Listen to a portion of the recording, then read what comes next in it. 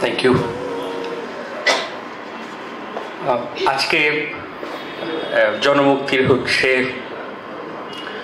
শুরু হতে যাচ্ছে। আমি সবাইকে শুভেচ্ছা জানাচ্ছি আজকের এই অনুষ্ঠান আয়োজন করার জন্য এবং এই চমৎকার নামটি নির্বাচন করার জন্য। আমি ঠিক বসে বসে চিন্তা করছিলাম, যদি এটা আজকে থেকে 10 বছর আগের প্রজন্ম হতো, হয়তো দেখা যেত জুলাই স্মরণ মঞ্চ টাইপের কোনো নাম দিত।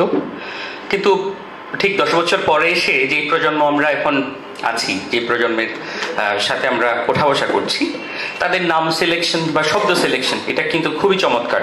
যে দুটো শব্দ এখানে নেওয়া হয়েছে এটা সরাসরি হচ্ছে এই যে জুলাই অগাস্ট যে অভ্যুত্থান সেটার সাথে জড়িত এবং রাষ্ট্রের সাথে জড়িত। বিশেষ করে জন এবং মুক্তি, এই দুটো শব্দ আমারও ব্যক্তিগতভাবে খুবই পছন্দের। যেখানে জন নাই, জনের মুক্তি নাই, সেখানে আসলে আপনি রাষ্ট্র কিংবা রাষ্ট্র ব্যবস্থাকে চিন্তা করতে পারেন না কখনো। সো আমি আয়োজকদেরকে ধন্যবাদ জানাচ্ছি এরকম চমৎকার একটি নাম নির্বাচন করার জন্য, এবং স্লোগানটিও খুবই চমৎকার।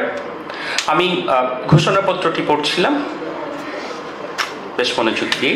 এখানে যে দফাগুলো আছে প্রতিটা দফাই হচ্ছে চমৎকার। এবং আমি একটু আগে হচ্ছে জগলুল এখানে কথা বলছিলেন, জগলুল একটা প্রসঙ্গ নিয়ে এসছেন যে আসলে বাংলাদেশে বিগত 50 বছর ধরে দীর্ঘ যে এক পাক্ষিক একটা বয়ান তৈরি করা হয়েছে, যে সেটা হচ্ছে সংস্কৃতি বা সংস্কৃতি মনা সংগঠনগুলো বা ওই ধরনের যারা মানুষ আছে তাদের জন্য মূল আশ্রয় হচ্ছে আওয়ামী লীগ। এই বয়ানটাকে ভেঙে দেওয়াটা খুবই জরুরি। বিশেষ করে যখনই আওয়ামী লীগ ক্ষমতায় এসছে, যখনই আওয়ামী লীগ এই দেশটাকে শাসন করেছে, তখনই তারা আজকে কয়েকটা সংগঠনের কথা জগলুল বলছিলেন, যে ওদিচি বা অন্যান্য সংগঠনগুলোর কথা বলছিলেন।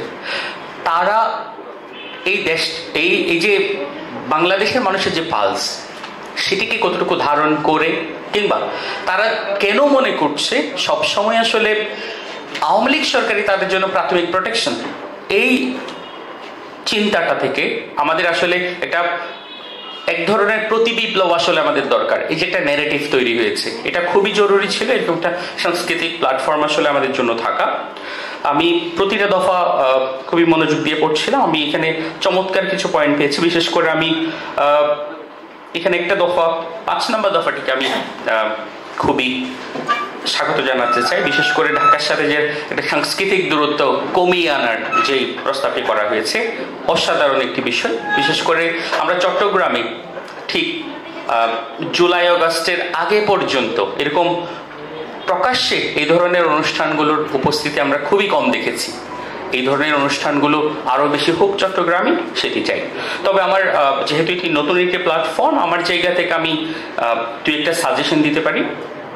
আমার কাছে মনে হয়েছে যেই দফাগুলো এখানে নিয়ে আসা হয়েছে, যেই লক্ষ্য উদ্দেশ্যগুলো সেট করা হয়েছে, এগুলো খুবই ভালো, খুবই চমৎকার।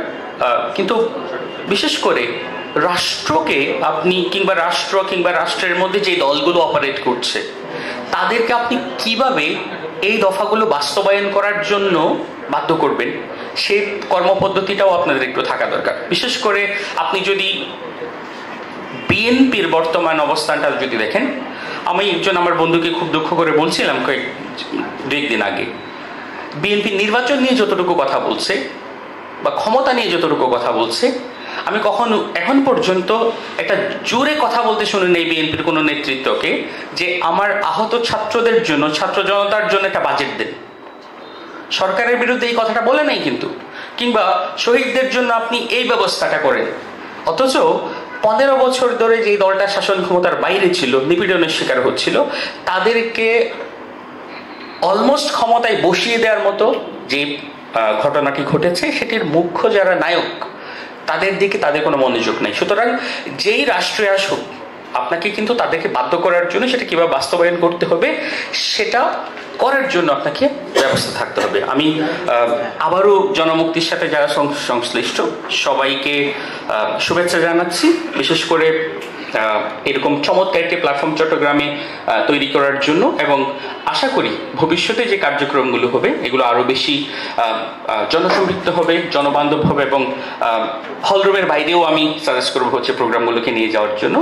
আমি আমার মন থেকে সবাইকে শুভেচ্ছা জানাচ্ছি এবং আশা করছি এই প্ল্যাটফর্মে সফলতা কামনা করছি। ধন্যবাদ।